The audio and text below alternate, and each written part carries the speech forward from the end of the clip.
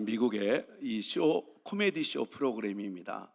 근데 어떤 남자가 이제 아버지에게 이런 질문을 던집니다.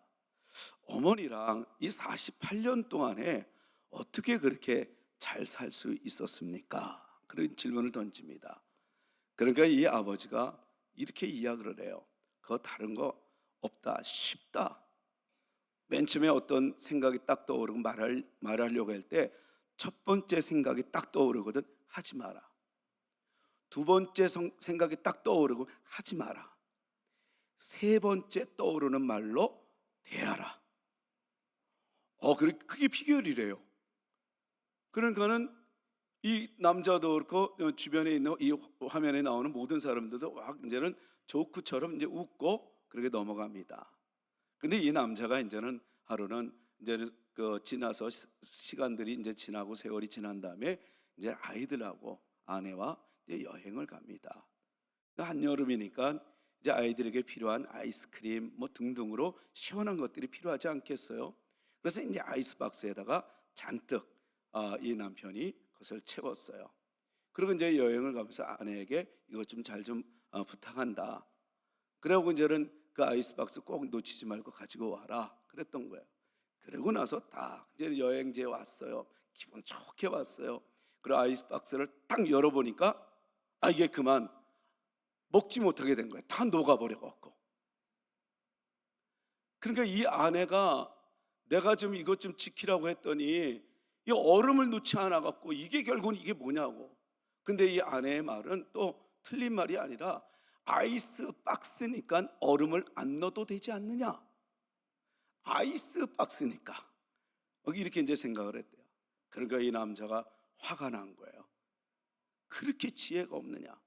그리고 한마디 이 미련 곰퉁아 이렇게 딱 하는데 그 딱 아버지의 생각이 딱 말씀이 딱 떠오른 거예요. 그런데 첫 번째 말하려고 딱 멈췄어요. 그리고 두 번째 조금 있다가 말하려고 하니까 이런저런 막 이게 사람을 이제 혼내려고 했던 마음이 사그라졌지만 여전히 이 분을 이기지 못한 거예요. 그래서 답답하니까 도대체 왜 그래서 따지려고 이제 또 하려고 하다가 두 번째 말 하지 말라 그랬지. 그 세 번째 말이 딱 이제는 떠오를 때까지 딱 있으니까 이게 싹 사그라졌어요. 그러면서 조크를 던져요. 뭐라고 이 조크를 던지냐면 이 아내에게 하는 말이 첫 번째 두 번째도 아닌 여보 아이스박스가 고장났나 봐 이랬답니다. 그러니까 사실 고장나는 건 아니에요. 근데 조크 웃음으로 대하고 조크로 대하니까 이 어려운 상황도 서로 화목하게 시간을 보내더라라는 이 프로그램이었어요. 그러니까 우리는 늘 언제나 한순간에 참지 못하고 내뱉은 말 때문에 누군가에게 상처를 주곤 하죠. 그리고 또 다투게 됩니다. 여러분들은 지난 한 주간 어떻게 보내셨습니까? 여러분들 지기 싫어서 이거 답답해서 그런 여러분들이 옳아서 여러분들이 맞으니까 틀린 사람, 다른 사람 또는 혹은 나보다 약한 사람인데 답답해하는 그 사람 앞에 여러분들은 무슨 말을 던졌습니까? 그리고 여러분들이 이김으로써 상대방이 상처를 받고 있지는 않았나요? 이제는 한 번, 두 번 숨을 고르고 이제 세 번째 떠오르는 이 말을 이렇게 해보는 것도 어쩌면 지혜인 듯합니다. 왜냐하면 우리는 작은 공동체에서 큰 공동체까지 같이 어우르며 살아가야 될 존재이기 때문에 그렇습니다.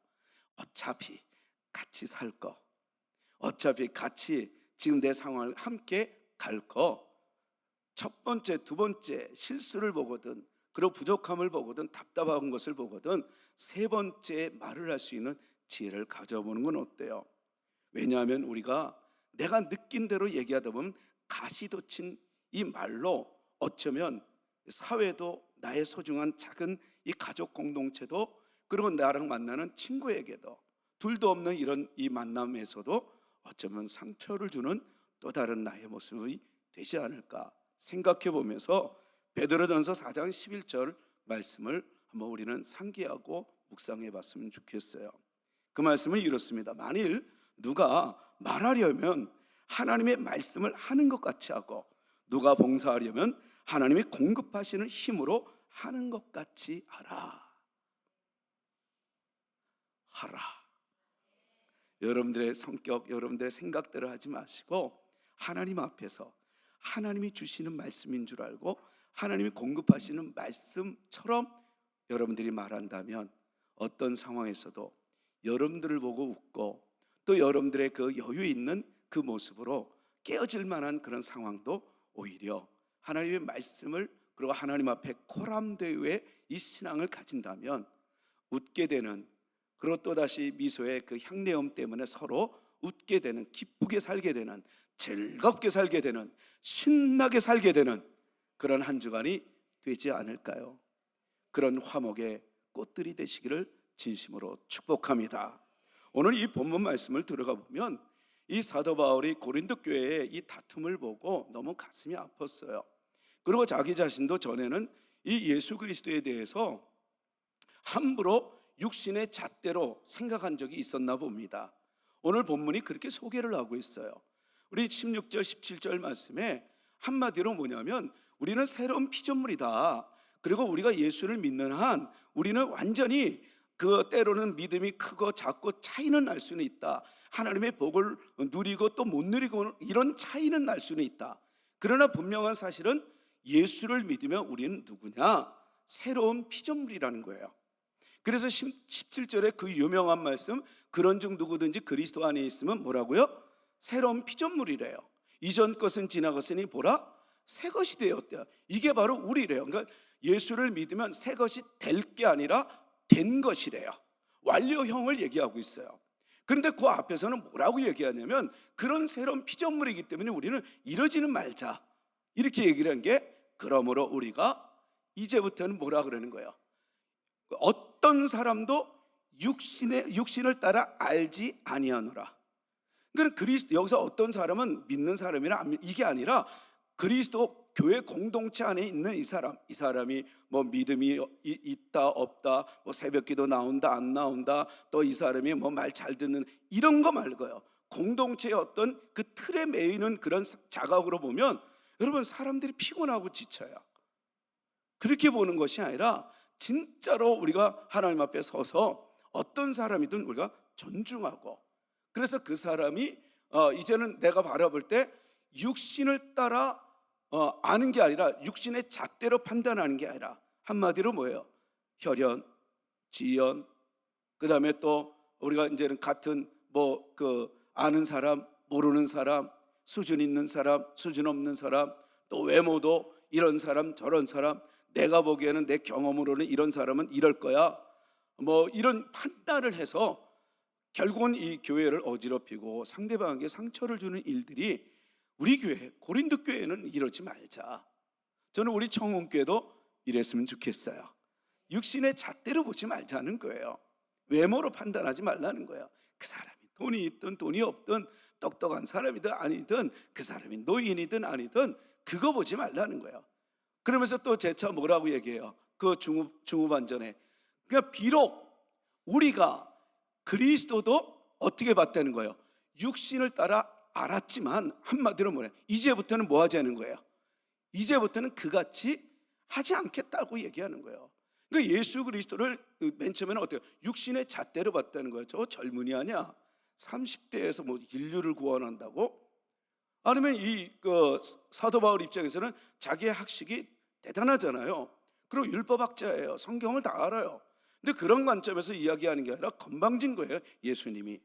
그러니까 그런 잣대로 보면 결국은 나도 망하고 공동체가 무너진다는 거예요. 하나님의 축복을 놓친다는 거예요. 그러니까 이러지 말자는 거예요. 저는 여러분들이 스스로가 누구인가를, 이 아이덴티티, 이 정체성을 분명히 놓치지 않았으면 좋겠어요. 때로는 여러분들이 여러분들을 봐도 마음에 안 드는 일들이 있을 거예요. 솔직히 있어요, 없어요?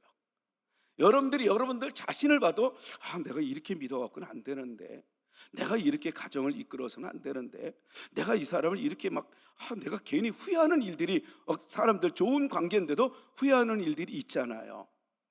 비록 그럴지라도 육신의 잣대로 보지 않는 여러분들의 이 영안과 여러분들의 이 그 시선과 그 관점이 영적으로 하나님의 시선으로 볼 수 있는 지혜자가 되기를 진심으로 축복합니다. 진심으로 축복합니다. 왜냐하면요, 이게 육신의 자체는 서로 피곤한 거예요. 서로. 그러니까 내가 내 자신에게도 자꾸만, 여러분, 육신의 잣대로 보면 이렇게 믿어갖고는 이게 도대체 이건 안 되는데, 그러고 어쩌라는 말이에요. 그래서 그러니까 자기를 학대해서는 안 돼요. 다만 우리는 꿈이 있고 정말 하나님 정말 살아계시잖아요. 그리고 하나님은, 하나님의 나라는 죽어서 가는 게 아니라 지금 이곳, 지금도 바로 느낄 수 있는 것이 바로 하나님 나라고 가르쳐 줬잖아요. 그럼 우리는 그런 걸 본다면, 그러면 이왕이면 나는 하나님 나라를 좀 누리고 싶다는 거룩한 욕심을 가져야 되는 거는 가르침에서, 또 여러분들도 거기에 따라서 받아들이면 되는 거예요. 그런데 우리는 육신의 열매를 맺는 옛사람이 아니라는 거예요. 죽어가는 그런 열매를 얻는, 썩어져가는 그 양식을 얻는 육신의 열매를 얻는 자가 아니라고 얘기해요. 새로운 피조물의 존재는 바로 뭐냐면 그리스도 안에 있으면이라는 조건은 있어요, 분명히. 그러니까 그리스도 안에 있다라는 건 뭐예요? 예수 그리스도를 내가 진짜 믿느냐 안 믿느냐. 믿기는 믿는데 이게 믿음이 너무 약해, 내가 여전히 또 세상과 타협하기도 해, 이럴 수는 있다는 거예요. 그러나 그런 나라 할지라도 예수 그리스도를 믿는 그 믿음이 있는 한 우리는 새로운 피조물, 다시 말해서 육신의 열매를 맺을 자가 아니라 성령의 열매를 맺을 충분한 자격이 있는 나무라는 거예요. 성령의 열매를 맺을 수 있는 자래요. 사랑과 희락과 또 화평과 오래 참음과 자비와 양성과 충성과 온유와 절제, 이 9가지 열매를, 여러분 이게 우리가 바라는 거지만 이건 너무 먼 얘기 같지 않아요? 너무 아름다운 이 단어. 근데 이거를 우리가 맺을 수 있는 존재래요. 여러분, 사과나무, 배나무는 무조건, 사과를 열매 맺게 돼 있어요. 배나무는 배를 반드시 열매를 맺게 돼 있어요. 그리고 농부가 나름대로 정성을 다하면 정말 멋진 작품처럼 좋은 과일이 나올 수 있다는 거예요.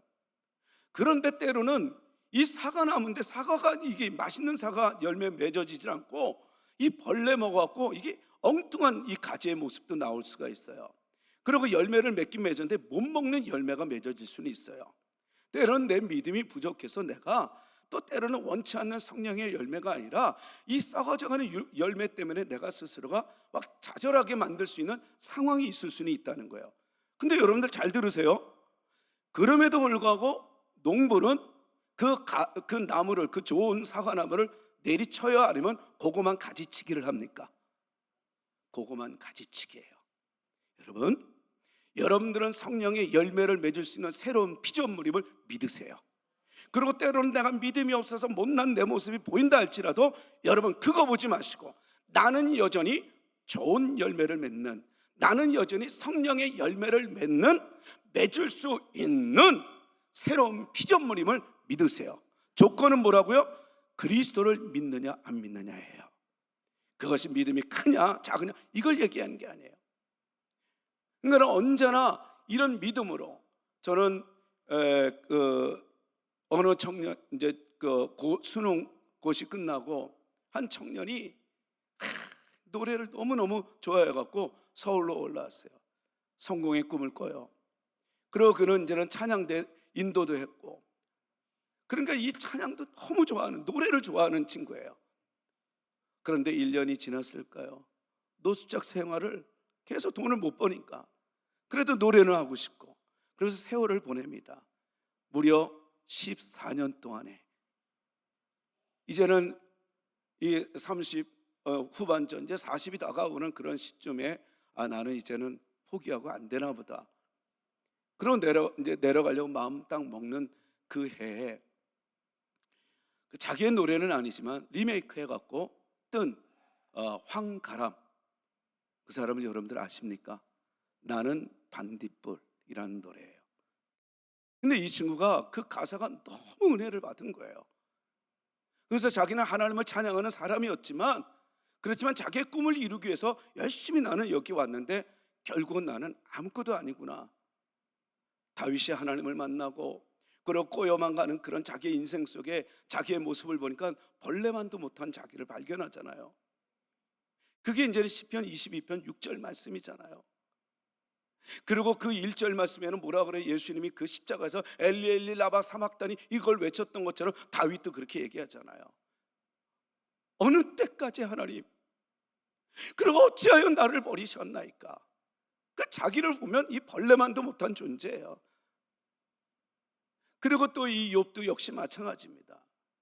욥기에서도 이 빌닷이라는 그 친구가 세 번째 말할 때 뭐라 그래요? 인간은 벌레만도 못하대요. 벌레래요. 결국은 하나님이 아니면 아무것도 아닌 게, 이게 썩어져 사라질 게 이게 인간이라는 거예요. 황가람 씨는 그걸 알았대요. 그리고 이제는 이 가사를 가만히 보니까 나는 내가 빛인 줄 알았어요. 한 번도 의심한 적이 없어요. 자기는 정말 잘 될 줄 알았대요. 근데 몰랐어요. 나는 내가 벌레라는 것을. 결국은 아무것도 아님을 알았다는 거예요. 그런데 희망을 노래합니다. 그래도 괜찮아. 나는 눈부시니까. 알고 보니 하나님의 그 은혜가 있었고, 하나님은 결국은 이 다시 한번 세워나가는 이 황가람 씨의 그 고백 속에 하나님의 역사를 엿봅니다. 그리고 이제 유재석 씨가 나오는 그 프로그램에 나와서 이거를 노래를 딱 하는데 그 많은 사람들이 같이 우는 거예요. 나는 벌레 같은 존재였지만 자기는 빛인 줄 알았는데, 그리고 결국은 알고 보니 나는 이 개똥벌레였다는 거예요. 그래도 괜찮대요. 나는 빛날 테니까. 저는 그걸 보면서 나는 몰랐어요. 나는 개똥벌레라는 것을. 그래도 괜찮아. 나는 빛날 테니까 아니라 나는 이렇게 들리더라고요. 나는 주님이 계시니까. 여러분, 주님은 여러분들과 함께 하십니다. 언제나 함께 하셨어요.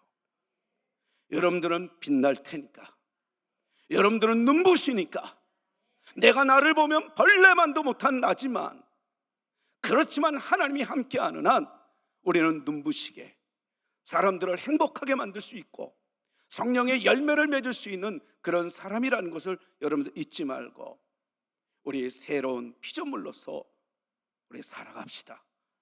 새로운 피조물로 함부로 나 자신을, 그리고 사람들을, 못난 나를, 나일수록 더 형편없는 나일수록 여러분 함부로 육신의 잣대로 판단하지 맙시다. 여러분들은 여전히 육신의 열매를 맺을 자가 아니라 성령의 열매를 맺을, 하나님이 보시기에 좋은 나무라는 것을 믿으십시오. 이게 오늘 이 본문이 우리에게 주시는 이 메시지였어요. 저는 지난주에 어떤 분하고 이야기를 나눴어요. 저는 이 교회로 오면서 가진 거 다 잃고 이렇게 이제는 빈털터리로 왔다는 거예요.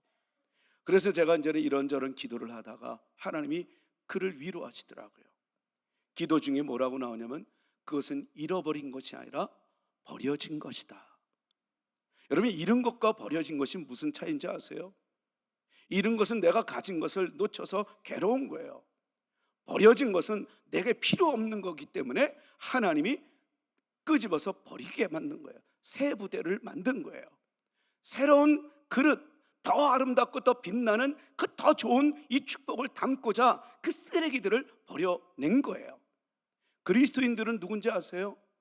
하나님이 욕심으로 채울 것들을 버리게 만드시는 하나님이고, 또 하나는 뭐냐면 버릴 줄 아는 사람이, 이게 바로 그리스도인들이에요.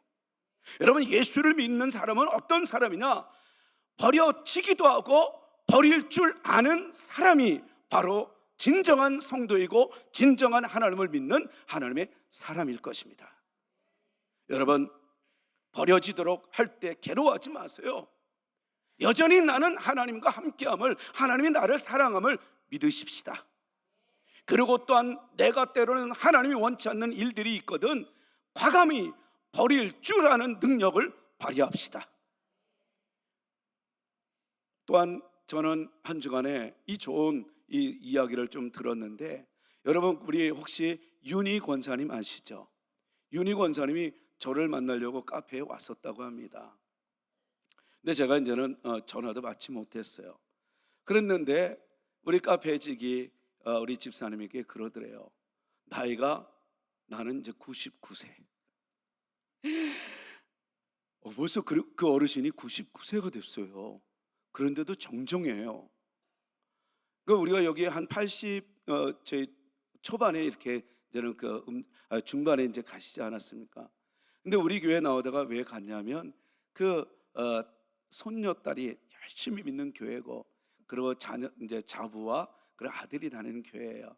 그래서 좀 교회도 어렵고 그래서 그 교회를 나갑니다. 그랬더니 우리 카페 지기가 이제 다시 우리 교회 나오세요. 그랬더니 그 어르신이 그러더랍니다. 이번에 목사님이 돌아가셨어요. 그래서 사모님이 홀로 계셔요. 그런 교회를 내가 어떻게 버립니까? 그러면서 하시는 말씀이, 혹 그 교회가 정말 이제 사라지고 산화가 되면 그때서는 제가 꼭 우리 청운교회를 오겠습니다. 그랬더래요. 그래서 저는 그 얘기를 듣고 이렇게 여러분들한테 기도 제목을 내놓습니다. 그분이 한 사람이라도 교회를 지키는 자가 있는 한 교회는 무너지지 않음을 보여달라고. 그래서 우리 교회를 오는 것이 아니라 그분 때문에 그 교회가 다시 살아나게 되는, 부흥하게 되는 그런 역사를 보여달라고 기도해 주십시다. 기도해 주십시다. 그 교회를 어려울수록 버릴 수 없다는 그 간절함, 교회를 지키고자 하는 그 애끓는 노인의 고백이 얼마나 울림이 되고 도전이 됐는지 몰라요. 우리는 기분 나쁘다고, 이랬다고 저랬다고, 내 마음에 들지 않는다고 쉽게 교회를 버려는 이 말세의 침 아래 살고 있어요. 근데 그런 어른들도 있더라고요. 여러분, 우리 이렇게 살지 맙시다. 새로운 피조물로 삽시다. 오늘 본문은 또한 이 18절에서 20절까지 뭐라고 말씀하시냐면, 이제는 이렇게 살자고 얘기해요. 우리 한번 18절 다 같이 한번 보십시다. 다 같이 18절 시작. 났으며 그가 그리스도로 말미암아 우리를 자기와 화목하게 하시고 또 우리에게 화목하게 하는 뭘 줬어요? 직분을 주셨대요. 화목하게 하는 직분을. 새로운 피조물은 화목하게 하는 직분이 있는 자라는 거예요. 그러면서 19절에 또 계속해서 시작. 그 하나님께서 그리스도 안에 계시사 세상을 자기와 화목하게 하시며 그들의 죄를 그들에게 돌리지 아니하시고, 화목하게 하는 말씀을 우리에게 어떻게 해요? 부탁하셨대요. 부탁하셨대요. 여러분, 새로운 피조물은 화목하게 하는 직분, 그리고 하나님이 화목하게 하는 그 부탁을 할 만큼 거룩한 존재, 하나님의 그 은혜로 충분히 행복하게 살 수 있는 그런 하나님의 사람이라는 거죠. 그러면서 20절에는 얘기합니다. 그러므로 우리가 그리스도를 대신하여 사신이 되어 우리를 통하여 너희를 권면하는 것 같이 그리스도를 대신하여 간청하노니 너희는 뭐하라고요? 하나님과 화목하래요. 강조하고 있어요. 그러니까 당신은 그리스도의 사절단, 사신으로서 우리는 이렇게 이제는 다가가는데, 다시 한번 말하는데 화해하라, 화목하라, 이렇게 강조하는 그 말씀을 통해서 우리에게 들려주시는 메시지가 있죠. 이제는 이렇게 합시다라는 거예요. 한마디로 이 그들의 죄, 그러니까 내가 너희들을 거저 구원해낸 것처럼 너희들도 혹 형제들이 자매들이 흠이 보이거든 그 죄를, 그들의 죄를 그들에게 돌리지 아니하시고는 뭐예요? 죄를 따지지 말고. 여러분, 옳고 그름을 따지는 교회가 되면 안 된다는 거예요. 여러분, 좋은 교회는 옳고 그름을 따지는 것이 아니라 하나님의 은혜를 사모하는 것입니다. 우리가 하나님을 사모하는 우리 모두가 되기를 진심으로 축복합니다. 여러분, 이 박재현 소장이라고 이 대화법에 대한 아주 이제 강연을 잘 하시는 분이에요. 유명한 분이죠. 그분이 하시는 강의 내용 중에 행복한 사람은 이런 특징이 있대요. 그 특징이 바로 뭐냐면, 이 말을 참 잘하고 상대방에게 행복을 주는, 그런 자신감을 부여해주는 그런 말을 잘한대요. 첫 번째 그들의 그 공통점은 바로 무엇이냐면, 어떤 어려운 일들이 딱 일어나면 이러더랍니다. 분명히 이것을 해결할 수 있는 방법이 있을 거야. 왜냐하면 그 주 요인은 왜 그 방법을, 또 다른 방법을 찾고 또 방법을 찾냐면 그 상황을 포기하지 않는데요. 그 상황이 뭘까요? 그 상황이 바로 행복이라는 거예요. 자기의 욕구를 절대 포기하지 않는데요. 텔레비를 보다가 우리가 좋은 장면이 나면 흔들리거나 이게 갑자기 꺼지면 어떻게 돼요? 에이, 이제는 안 보면 되지. 이럴 사람 있어요? 재밌는 거 보다가는 어떻게 코드가 빠졌나? 어떻게 됐나? 방법을 찾아야 안 찾아요? 그러니까 이 진짜 행복한 사람들은 자기의 삶을 기쁨과 이 행복을 포기하지 않는데요. 방법을 찾는데요. 두 번째 공통점은 바로 뭐냐면, 어떤 일들이 어려운 일들이 딱 생기면, 특히 이제는 코로나 시절에 행복하게 이겨나갔던 사람들의 특징이 그 상황을 재평가하는 능력이 있대요. 다시 말해서 뭐냐면 의미 부여하는 거예요. 이 어려운 일이 있는데 이 어려운 일은 또다시 더 좋은 일들이 일어나는 하나의 과정일 뿐이야. 그렇게 재평가한대요. 그러니까 어떤 상황이어도 그것을 그냥 부정적으로 보지 않고 긍정적으로, 이것 때문에 또 어떤 좋은 일들이 일어나겠구나 하면서 어떤 사건을 좋은 긍정적인 의미 부여를 한대요. 저는 그 얘기를 들으면서 이거 바로 그리스도인들인데, 바로 여러분 성도들이 하나님을 알고 모든 상황을 우연으로 보지 않고 필연으로 보는 우리들에게 주시는 메시지 아니에요? 어떤 상황에서도 우리는 포기하지 않고 우리는 또 다른 방법을 찾는 자 아닙니까?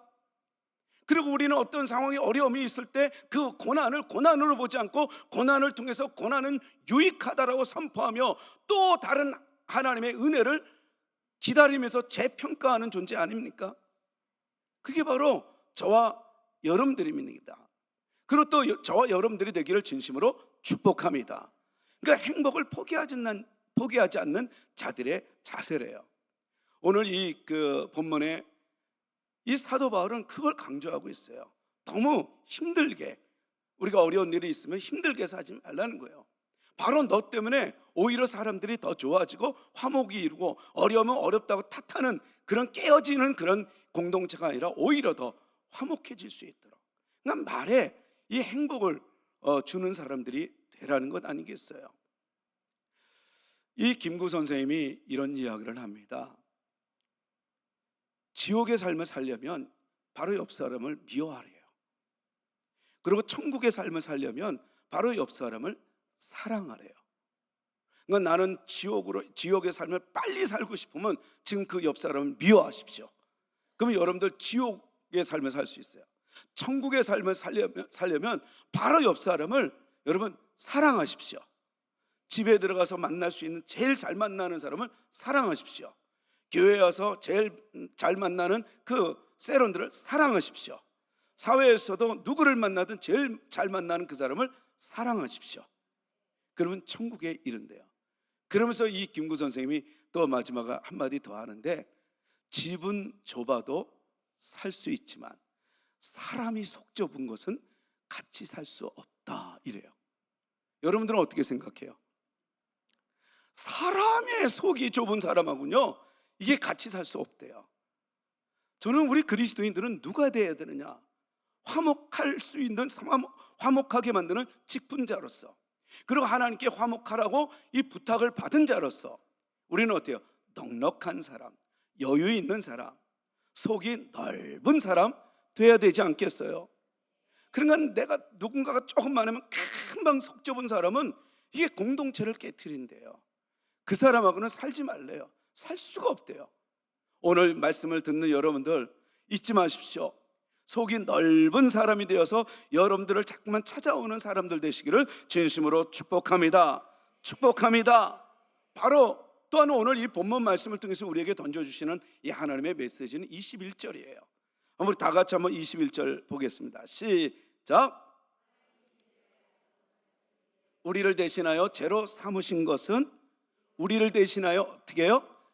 그 앞에서 하나님의 의가 되게 하려 하심이라 그랬어요.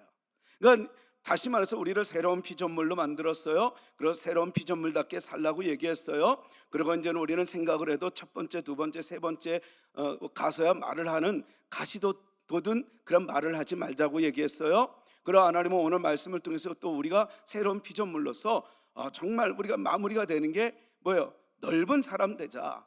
우리 내 자신을 학대하지 말자. 이렇게 얘기를 했단 말이죠. 그러면서도 이제 마지막 세 번째는 한마디로 뭐예요? 우리가 누군지 알아? 우리는 알고 보면 하나님의 의가 될 만한 충분한 존재야, 이렇게 얘기를 하는 거예요. 여러분, 우리가 하나님의 앞에 하나님의 의를 따를 수 있는 사람이라고요? 아닙니다. 우리는 하나님의 의를 따를 수 있고 그것을 본받고 닮아갈 수 있는 사람이 아니에요. 근데 우리가 그렇게 될 수 있는 것은 딱 하나, 하나님의 저주심입니다. 하나님의 저주심이 있었기에, 하나님의 봐주심이 있었기에, 하나님의 헌신이 있었기에 예수 그리스도의 그 하나님됨을 포기하고 인간의 모습으로 오는 그 저주는, 인간 하나를 구원하기 위하여 저주는 그런 희생과 헌신이 있기에 우리가 구원이 가능했던 거예요. 여러분, 이번 한 주간 여러분들이 살아갈 때 여러분들이 누군가에게 하나님을 닮아가는 우리 그리스도인으로서 저주는 일 때문에 화목을 이루어 나간다면 하나님은 그 사람을 복의 복으로 더 축복해 주시라 믿습니다. 여러분, 이런 멋진 인생이 되어야 되지 않겠어요? 주님처럼 하나님이지만 사람의 모습으로 오듯이. 저는 우리 그 아이가 지금은 이제 다 컸지만 어렸을 적에는 제가 뭘 하면 다 졌어요. 팔씨름을 해도 지고, 씨름을 해도 지고, 축구를 해도 다 졌어요. 안 지면 난리가 나요. 그래서 져주는데도 나는 기쁘더라고요. 지는 건 초라해지지만 져주는 건 아니에요. 멋진 인생 되는 거예요. 제가 이런 재미있는 영상인데 재미가 있는지 모르겠어요. 한번 우리 영상 좀 한번 틀어주시겠어요?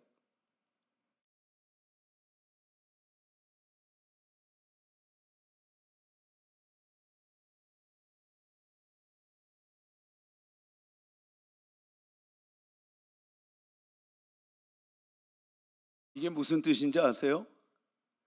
데이트하는 남녀가 싹 지나가는데 건장한 이 청년이 지나가다 부딪혔어요. 그러니까 이 그 여친이 있으니까 자존심이 있잖아요. 그래서 그냥 뭐라 그러니까 그러면 죄송하다고, 그 건장한 청년이 미안하다고 그러고 딱 돌아서서 딱 웃을 때 여러분 이빨이 보여요? 어떤 뭐가 또 물건이 보여요? 물건이 보였죠. 그게 뭔지 아세요? 권투할 때 이걸 쓰는 마우스예요. 그러니까 한마디로 이 사람은 이거 한 방이면 갈 사람인데 뭐예요? 그 사람은 자존심을 세워주고 또 그 상황을 어떻게 했다는 거예요? 져줬다는 거예요. 저는 여러분들 정말 속 넓은 사람 되고 새로운 피조물답게 우리 저주는 행복한 하루, 또 행복한 한 주간, 그리고 또 행복한 한 해, 그리고 여러분들의 전 인생이 되기를 진심으로 축복합니다.